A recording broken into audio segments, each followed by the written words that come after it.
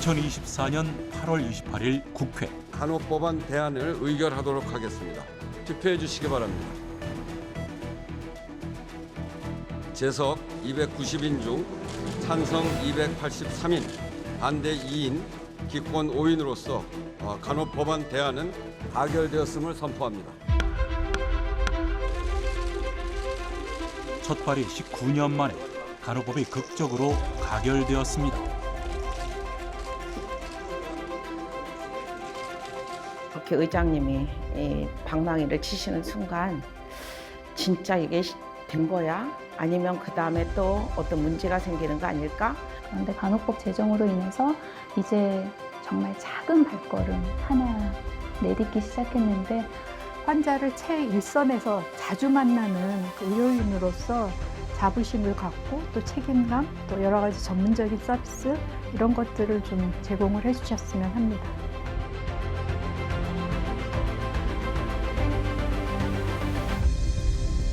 환자 건강과 직결되어 환영받았지만 결코 쉽지 않았던 간호법 제정.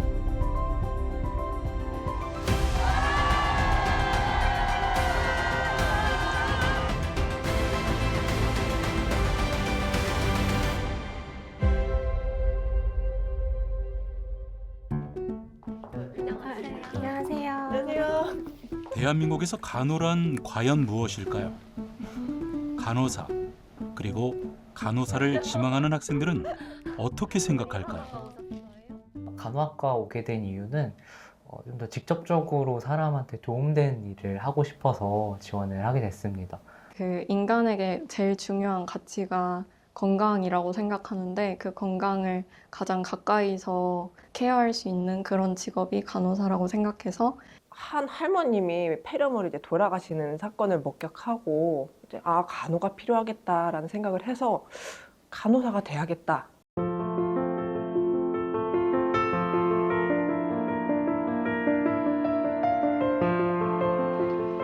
정동길. 이화여고 담장 아래에는 대한민국 최초의 간호사 양성을 기리는 표석이 있습니다. 간호교육은 1903년 정동에 세워진 보구여관이라는 부인병원 내 간호원 양성 학교에서 시작되었습니다. 구한말이었던 그 당시 여성들에게는 교육을 받을 기회가 매우 제한되어 있었고 여성이 직업을 갖는 것을 천하게 여기던 시기였죠. 그렇기 때문에 그 당시의 사회적 상황을 감안하면 간호원 양성 학교에 입학했던 여성들은 매우 진취적인 여성들이었다고 볼 수 있습니다.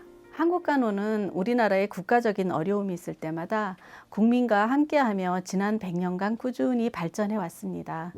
일제강점기에는 항일 독립운동 조직을 결성해서 조국의 독립을 위해 싸웠고 6.25 전쟁 당시에는 혼신의 힘을 다해 부상자 간호를 했습니다.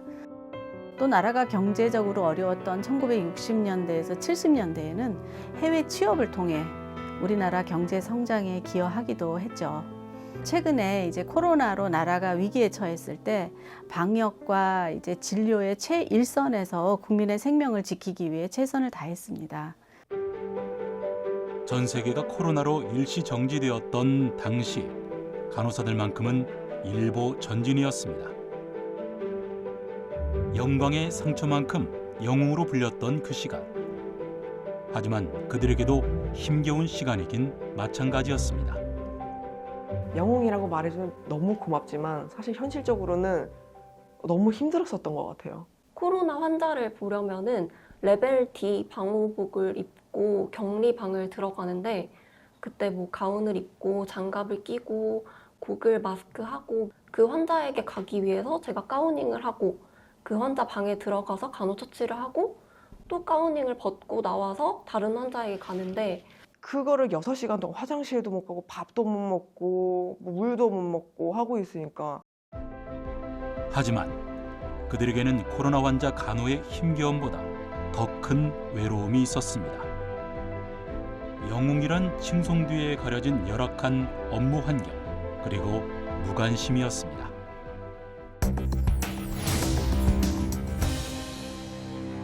저 같은 경우에는 12명에서 13명 정도 환자를 보고 있거든요. 그래서 제가 식사를 하게 되면 제가 담당하고 있는 환자들이 어떤 상황이 발생했을 경우나 아니면은 시술이나 뭐 수술 예정에 있다거나 할 때 다른 선생님들이 케어를 해주셔야 되시는 상황이시기 때문에 사실 마음 편히 자리를 비우는 게 조금 어렵고, 병원 사업장은 인건비 비중이 높아요.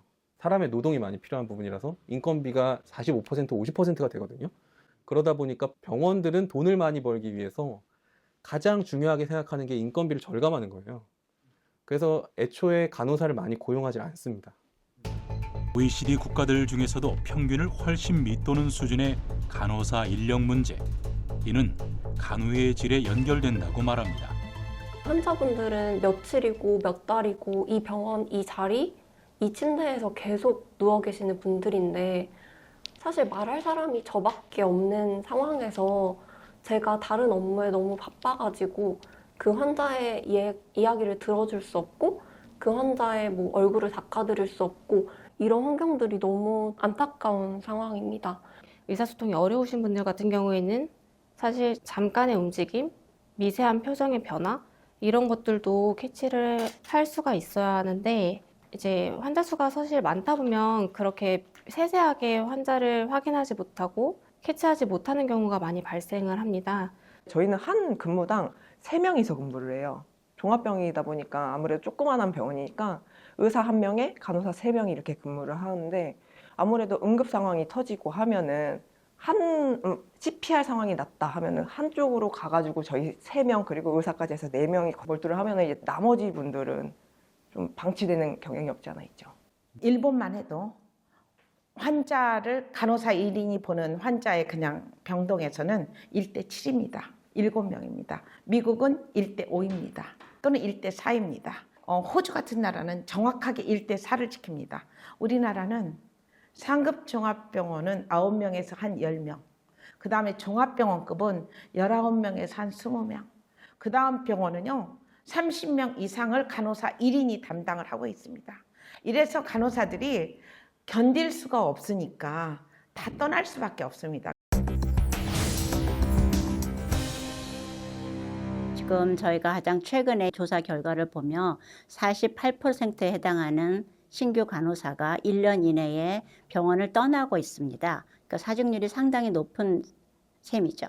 저랑 같이 같은 부서로 입사했던 입사 동기가 7명이었는데 병원에 남아있는 동기는 저와 제 동기 딱 포함해서 2명 남아 있습니다. 사실 남아있는 동기가 많지 않고 현실적으로도 신규 간호사들 이탈률도 굉장히 아직까지는 높고 경력 한 2년 겨우 채우고 저는 조금은 이제 준종합병원, 종합병원으로 가야 할 것 같아요 라고 말씀하시면서 이제 가시는 분들도 많으시더라고요.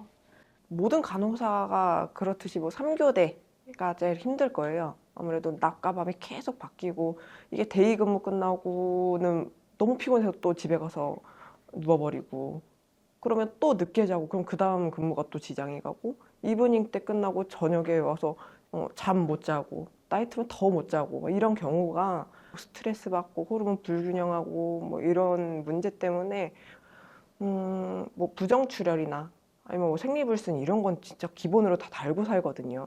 우리나라는 지금 현재 간호 인력은 어느 정도 이제 충분히 배출이 되고는 있으나 그 간호 인력들이 현장에 남아 있는 그런 여건이 마련돼 있지 못하다. 그러나 우리나라의 그 같이 일하는 그 의사들의 경우는 뭐 근로자 평균의 뭐 5배, 6배, 최근에 또 어제 발표된 바에 따르면 뭐 그보다 훨씬 높은 수준이거든요. 그렇기 때문에 같은 의료 현장에서 느끼는 간호사들의 상대적인 그 박탈감이라든지 뭐 이런 것들이 아마 그들로 하여금 그 현장을 이탈하게 하는 그런 원인이 되지 않을까 이런 생각을 합니다. 신규 간호사들의 높은 사직률은 경력직 간호사의 부족으로 오고 이것이 연쇄적으로 또 새로운 신규 간호사들의 이탈 이유가 되기도 합니다. 아직 한참을 배워야 하는데 의지할 선배는 없고 과중된 업무 속에서 환자의 건강을 책임져야 하는 부담감에 병원을 떠나거나 더 나은 간호 환경을 찾아 해외로 눈을 돌리는 경우도 많다고 합니다. 제가 지금 최근 3학년부터 실습을 나가고 있어요. 그리고 간호사의 업무 환경에 대한 현실도 듣다 보니까 내가 간호사를 할 수 있을까? 내가 여기서 적응을 잘 할 수 있을까에 대한 생각은 많이 갖고 있는 것 같아요. 그래서 그것 때문에 해외 취업도 많이 고려하고 있고, 해외라고 하면은 호주 간호사, 미국 간호사, 막 캐나다 간호사 되게 많은데, 미국을 대표적으로 예시를 들자면 미국이 간호계의 선진국이에요. 그래서 간호사 한 명당 배정되는 환자의 수도 한국에 비해서 적고, 그리고 복지 부분에서도 워라밸이 되게 좋기 때문에 한국과는 좀 차이점이 있는 것 같습니다. 한국의 해외 진출 간호사 수가 매년 변동은 있지만 최근 들어 간호사들이 해외로 진출하는 현상이 두드러지고 있는 것은 사실입니다. 우리나라의 대형 병원에서 일하다가 미국으로 취업해서 간 제자를 이제 만나서 제가 이제 그래 미국에서 간호사 하는 게 어떻니 하고 물어본 적이 있는데 그 제자의 첫 대답이 교수님 너무 할만해요. 한국보다 훨씬 쉬워요. 여기 저는 잘 왔다고 생각해요. 이제 이 대답을 제가 듣고 우리나라의 숙련되고 유능한 간호 인력이 외국으로 유출되지 않고 국내 보건 의료 현장에서 일하게끔 해줄 수 있는 조건을 만들어주는 것이 가장 시급한 일이라고 생각합니다.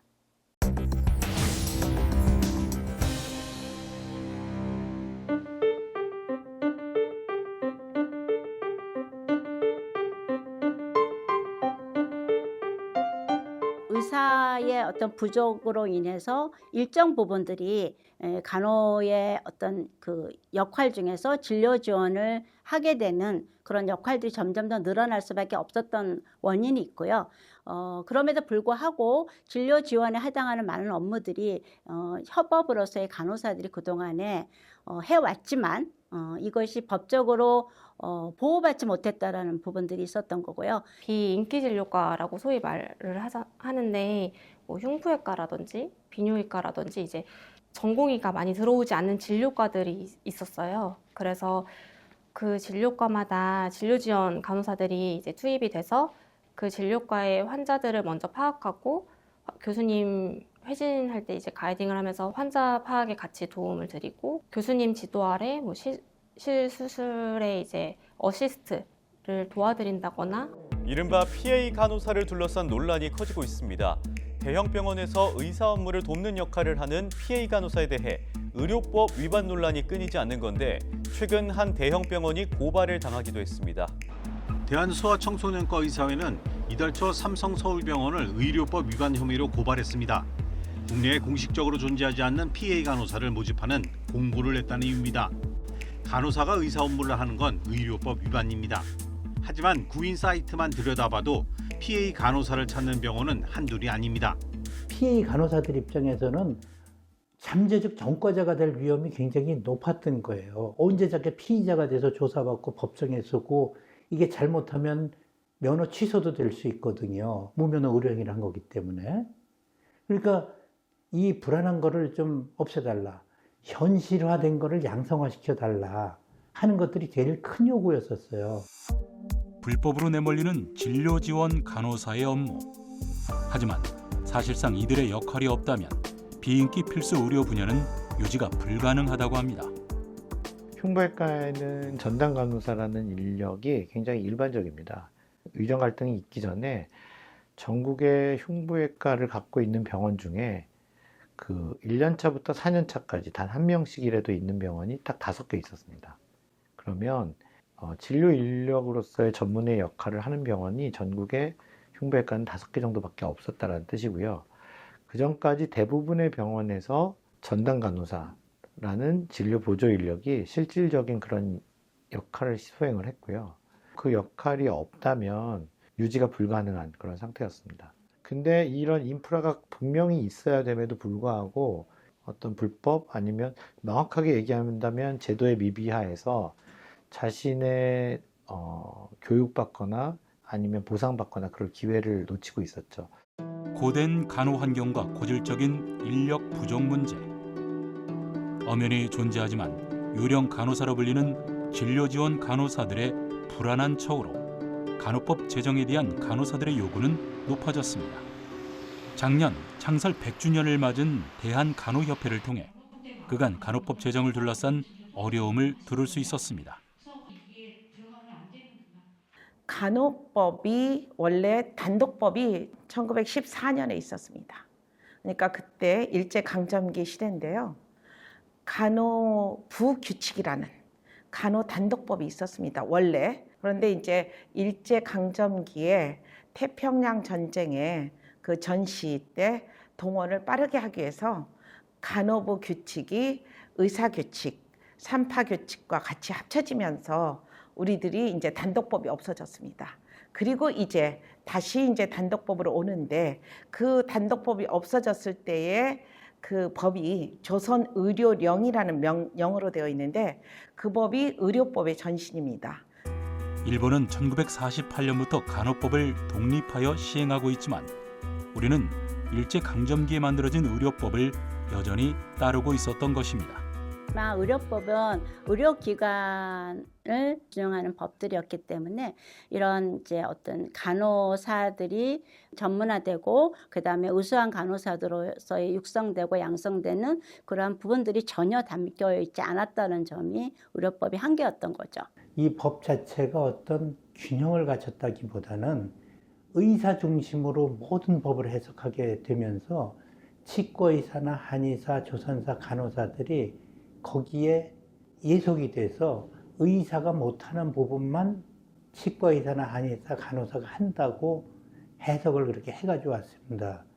이러다 보니까 간호사의 영역이 점점 커짐에도 불구하고 한계를 느끼게 됐습니다. 의료법의 한계 속에서 지속적으로 제기되어 왔던 간호사의 처우 개선을 위해 정부도 다양한 시도를 해왔다고 합니다.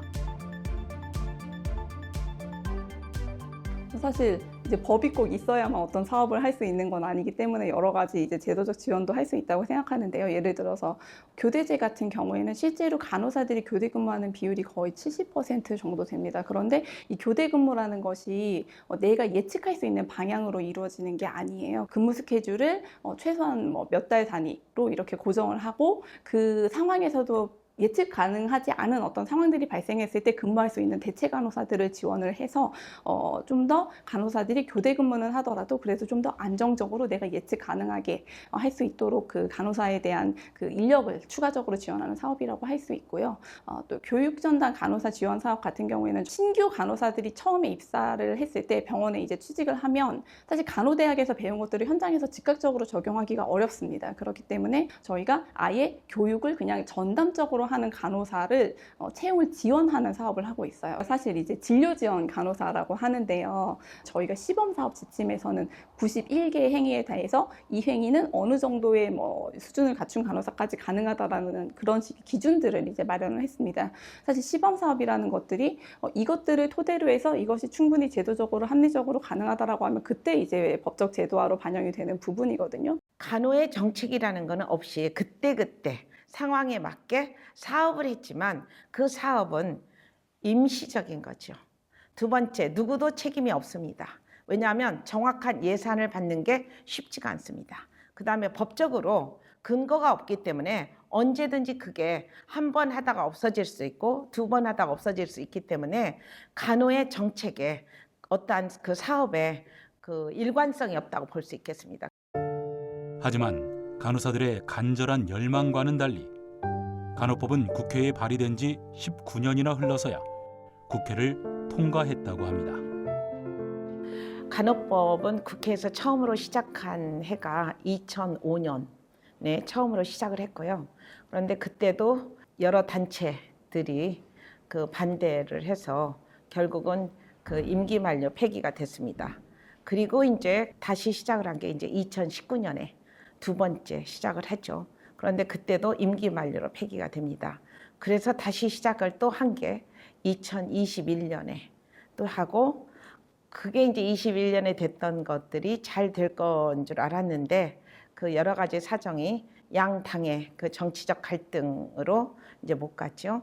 가장 큰 어떤 전환점은 저는 코로나19였다고 생각을 합니다. 그래서 코로나19 쭉 거치면서 21대 국회에서 21년도 말에 이제 국회 보건복지위원회 제1법안 소위에서 심사를 했는데 거기에서 이제 계속 머물게 됩니다. 이제 그 다음 해였죠. 22년 5월경에 이제 법사위로 올라가게 됩니다. 그런데 그 당시 법사위원장은 국민의힘이었고요. 근데 국민의힘은 간호법에 반대하는 입장이었어요. 그러면 차제에 간호법이라는 독립된 법을 만들 때에는 이런 갈등을 최대한 해소하고 업무 범위를 분명히 하고 이런 노력들을 했어야 되는데 사실은 지난 21대 뭐 그 이전에도 처음부터 독립된 법을 만든다는 그 자체에 대한 반감이 너무 컸기 때문에 실질적인 논의가 이루어지지 않은 측면이 컸습니다. 그러나 21대 때는